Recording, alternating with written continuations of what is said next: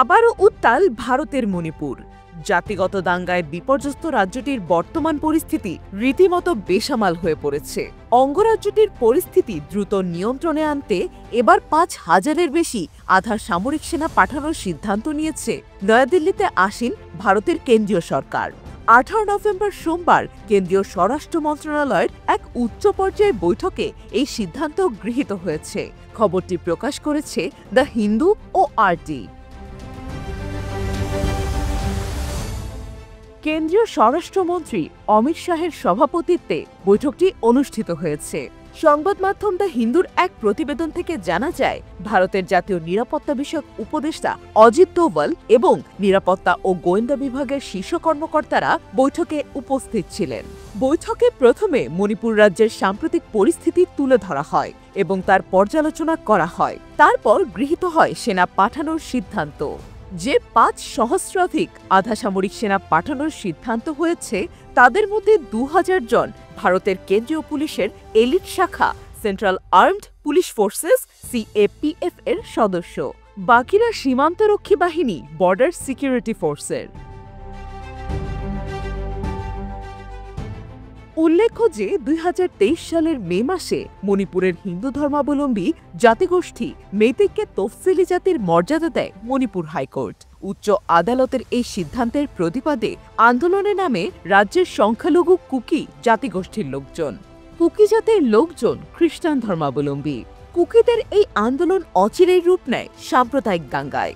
গত ১.৫ বছরেরও বেশি সময় ধরে চলা এই দাঙ্গায় নিহত হয়েছেন মেইতেই ও কুকি জাতিগোষ্ঠীর শতাধিক নারী পুরুষ এবং বাস্তুচ্যুত হয়েছেন হাজার হাজার মানুষ।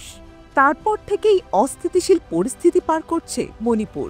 তবে গত শনিবার রাজ্যের জিবিরাম এলাকায় ৩ জন নারী ও ৩ জন শিশু নিহতের ঘটনা ফের উস্কে দিয়েছে দাঙ্গা। নিহত এই ৬ জন কুকি সম্প্রদায়ের ছিলেন। এদিকে গত দুদিনে রাজ্য জুড়ে মেইতেইদের উপর হামলা শুরু করেছে কুকি জাতিগোষ্ঠীর সশস্ত্র যোদ্ধারা। পুলিশ ও আধা সামরিক বাহিনীর সদস্যদের গুলিতে ইতোমধ্যে ১০ জন কুকি যোদ্ধা নিহত হয়েছেন। কিন্তু তারপরও শান্ত হচ্ছে না মণিপুর।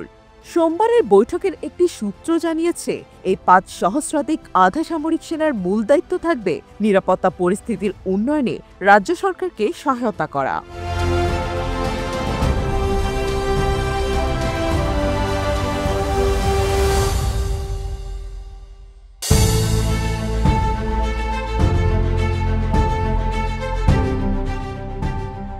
রিপাবলিকান নেতা ডোনাল্ড ট্রাম্প আরও একবার যুক্তরাষ্ট্রের প্রেসিডেন্ট নির্বাচিত হওয়াতে বিশ্ব রাজনীতিতে পরিবর্তনের হাওয়া লাগতে পারে, এমন ধারণা আগেই করা হয়েছিল।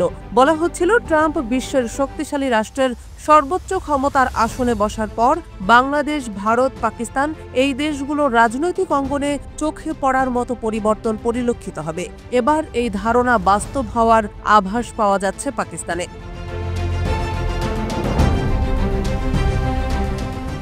জানা গেছে, আগামী ২৪ নভেম্বর পাকিস্তানের সব নাগরিককে প্রতিবাদে অংশ নেওয়ার আহ্বান জানিয়েছেন পাকিস্তান তেহরিক ই ইনসাফ PTI এর প্রতিষ্ঠাতা ইমরান খান।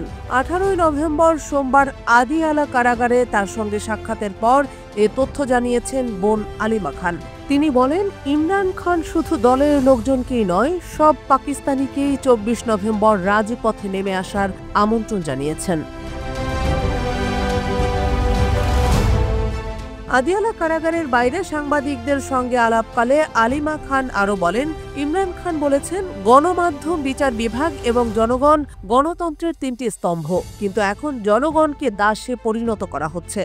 আলিমা জানান, সব পাকিস্তানির প্রতি আহ্বান জানিয়ে ইমরান খান বলেছেন, ২৪ নভেম্বর আপনার সন্তানদের জন্য বেরিয়ে আসুন। প্রবাসী পাকিস্তানিদের জন্য বিশেষ বার্তা রয়েছে। আপনারা যেখানেই থাকুন না কেন, ২৪ নভেম্বর পাকিস্তানের জন্য বের হয়ে আসুন এবং বলুন যে এই পদ্ধতি আর গ্রহণযোগ্য নয়। প্রসঙ্গত উল্লেখ্য যে পাকিস্তান তেহরিক ই ইনসাফ PTI এর প্রতিষ্ঠাতা ইমরান খান ২৪ নভেম্বর চূড়ান্ত বিক্ষোভের ডাক দিয়েছেন এবং সকলকে ইসলামাবাদ যাওয়ার আহ্বান জানিয়েছেন। ইমরান এই আন্দোলনকে শেষ ডাক বলে অভিহিত করেছেন। তিনি বলেছেন, ২৪ নভেম্বর বিক্ষোভের কেন্দ্রবিন্দু হবে ইসলামাবাদ। পাকিস্তান এবং বিশ্বজুড়ে প্রতিবাদ হবে। দাবি আদায় না হওয়া পর্যন্ত আন্দোলন শেষ হবে না। এদিকে ইমরান খানের ডাকা বিক্ষোভ দমাতে পাকিস্তানের রাজধানী ইসলামাবাদে ১৪৪ ধারা জারি করা হয়েছে। অতিরিক্ত ডেপুটি কমিশনারের জারি করা প্রজ্ঞাপনে বলা হয়েছে, ইসলামাবাদে যে কোনো ধরনের ধর্মীয় ও রাজনৈতিক সমাবেশ নিষিদ্ধ করা হয়েছে। ৫ বা তার বেশি লোকের জমায়েত নিষিদ্ধ। ইসলামাবাদে ১৪৪ ধারা জারি হওয়ায় আগামী ২৪ নভেম্বর ইমরান খানের শেষ ডাক কতটা সফল হবে সেটি এখন দেখার বিষয়।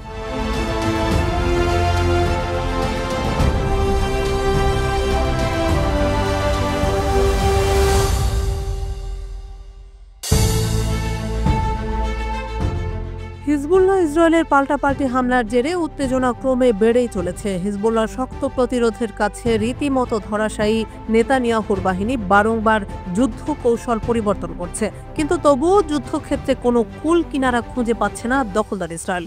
এমন পরিস্থিতির মাঝেই এবার তেল আবিবে হিজবুল্লাহর ব্যালিস্টিক ক্ষেপণাস্ত্র আঘাত হানল। ইসরায়েলের গণমাধ্যম জানিয়েছে, গত রাতে ইসরায়েলের বিভিন্ন অঞ্চলে ক্ষেপণাস্ত্র বিস্ফোরণের বিকট শব্দ শোনা গেছে। কোনো সূত্র জানিয়েছে, ইসরায়েলের সবচেয়ে ব্যস্ততম বিমানবন্দর বেন গুরিয়ন সাময়িকভাবে বন্ধ রাখা হয়েছে।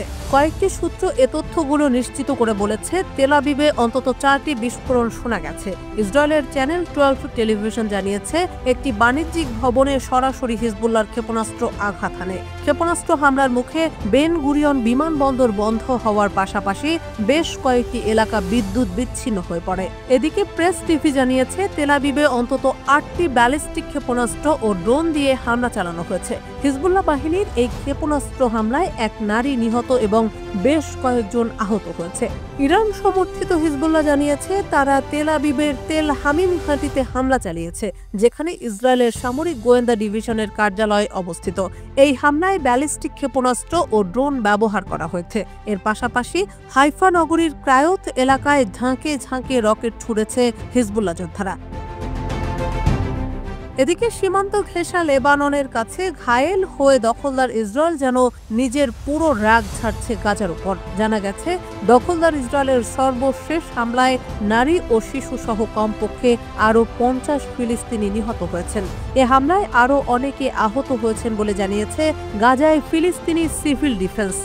সিভিল ডিফেন্সের এক বিবৃতিতে বলা হয়েছে, উত্তর গাজার বেইত লাহিয়া ও জাবালিয়া, মধ্য গাজার নুসৈরাত শিবির এবং দক্ষিণের খান ইউনিস ও রাফা শহরে বাস্তুচ্যুতদের আবাসিক বাড়িঘর ও আশ্রয় কেন্দ্র লক্ষ্য করে ইসরায়েলি বোমা হামলা চালানো হয়েছে।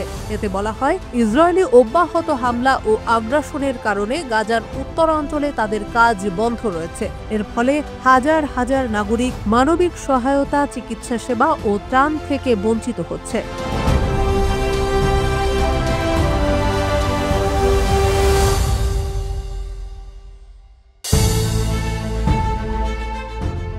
লেবাননে স্থল অভিযান শুরুর পর থেকে লেবাননের সশস্ত্র গোষ্ঠী হিজবুল্লাহ যোদ্ধাদের কোনো উল্লেখযোগ্য ক্ষতি করতে না পেরে দেশটি জুড়ে হত্যাযজ্ঞ চালিয়ে যাচ্ছে নেতানিয়াহুর সামরিক বাহিনী। কিন্তু হিজবুল্লাহর বিরুদ্ধে জোরদার হামলা পরিচালনার পরও ইসরায়েলের অর্জনের খাতা এখনও শূন্য, যার ফলশ্রুতিতে নতুন ফন্দি আঁটার চেষ্টা করছে দখলদার বাহিনী।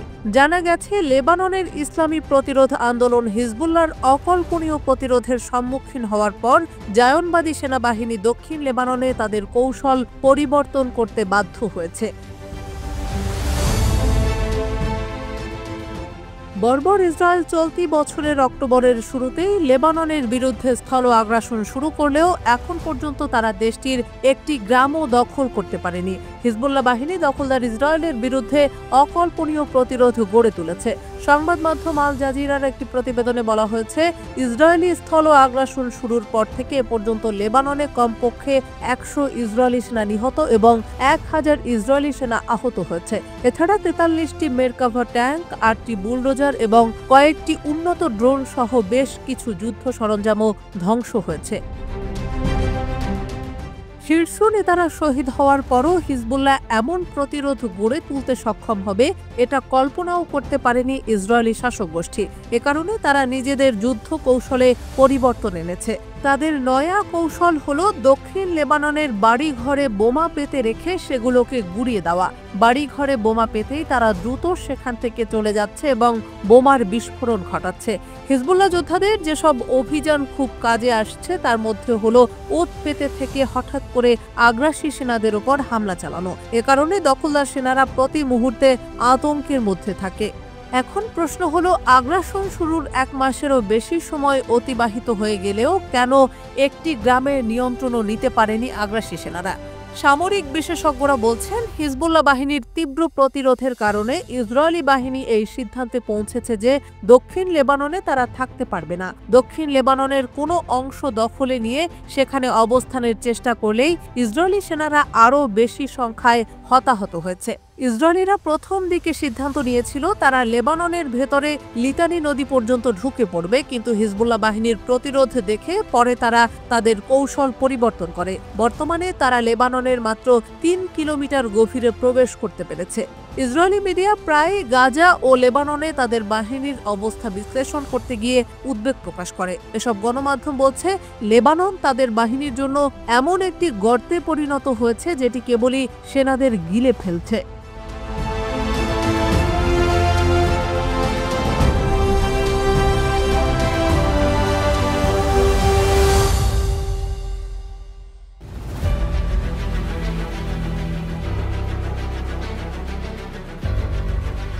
যে সময় চীন ধীর গতির অর্থনীতি পুনরুজ্জীবিত করতে নতুন পদক্ষেপ ঘোষণা করল, ঠিক সেই সময় ডোনাল্ড ট্রাম্প দ্বিতীয়বার যুক্তরাষ্ট্রের প্রেসিডেন্ট নির্বাচিত হলেন। তার যে অতীত রেকর্ড ও এবারে নির্বাচনের অঙ্গীকার, তাতে চীনের চিন্তিত হওয়ার যথেষ্ট কারণ রয়েছে বলে মনে করছেন বিশ্লেষকেরা। তবে এর মাঝেই ইরান ঘোষণা দিল, ডোনাল্ড ট্রাম্প পুনরায় যুক্তরাষ্ট্রের প্রেসিডেন্ট নির্বাচিত হলেও ইরান ও চীনের সম্পর্ক অপরিবর্তিত থাকবে মন্তব্য করেছেন ইরানের সর্বোচ্চ নেতা আয়াতুল্লাহ আলী খামেনির উপদেষ্টা আলী আকবর ভেলাতি। রবিবার 17 নভেম্বর ইরানের বার্তা সংস্থা ISNA এই তথ্য জানিয়েছে। ভেলাতি বলেছেন, ট্রাম্পের শাসন পুনরায় শুরু হলেও এটি ইরানের পররাষ্ট্র নীতিতে, বিশেষ করে চীনের সঙ্গে সম্পর্কের উপর কোনো প্রভাব ফেলবে না। তিনি আরও বলেন, ইরান ও চীনের মধ্যে দীর্ঘদিনের ঘনিষ্ঠ ও সৌহার্দ্যপূর্ণ সাংস্কৃতিক ও ঐতিহাসিক সম্পর্ক রয়েছে, যা একে অপরের উপর ইতিবাচক প্রভাব ফেলেছে। রবিবার রাতে তেহরানে চীনা রাষ্ট্রদূত কং পেইউর সঙ্গে বৈঠকের সময় ভেলাতি এ মন্তব্য করেন। তিনি দীর্ঘ 16 বছর ইরানের পররাষ্ট্রমন্ত্রীর দায়িত্ব পালন করেছেন এবং বর্তমানে খামেনির উপদেষ্টা হিসেবে দায়িত্ব পালন করছেন। উল্লেখ্য যে চীন ইরানের বৃহত্তম বাণিজ্য অংশীদার এবং নিষেধাজ্ঞার আওতায় থাকা ইরানি তেলের অন্যতম প্রধান ক্রেতা। ইরানের তেল মন্ত্রী মোহসেন পাকনেজাদ গত সপ্তাহে বলেছিলেন, ট্রাম্পের পুনর্নির্বাচন সত্ত্বেও ইরানের তেল বিক্রিতে গুরুতর উদ্বেগের কারণ নেই। ট্রাম্প প্রথম মেয়াদে ইরানের বিরুদ্ধে সর্বোচ্চ চাপ নীতি গ্রহণ করেছিলেন। এর আওতায় নতুন ও পুরনো নিষেধাজ্ঞা আরোপ করা হয়। এ নীতির কারণে বেইজিংয়ের জন্য ইরানকে তার বিশাল বেল্ট অ্যান্ড রোড উদ্যোগে অন্তর্ভুক্ত করা আরও জটিল হয়ে পড়ে। 2021 সালে চীন ও ইরান 25 বছরের একটি কৌশলগত চুক্তি স্বাক্ষর করে, যার মধ্যে জ্বালানি, নিরাপত্তা, অবকাঠামো ও যোগাযোগ সহ বিভিন্ন খাত অন্তর্ভুক্ত রয়েছে। চীনের পররাষ্ট্রমন্ত্রী ওয়াং ই সেপ্টেম্বর মাসে ইরানের প্রেসিডেন্ট মাসুদ পেজেশকিয়ানকে আশ্বস্ত করেছিলেন যে আন্তর্জাতিক ও আঞ্চলিক পরিস্থিতি যাই হোক না কেন, চীন ইরানকে সমর্থন করতে থাকবে।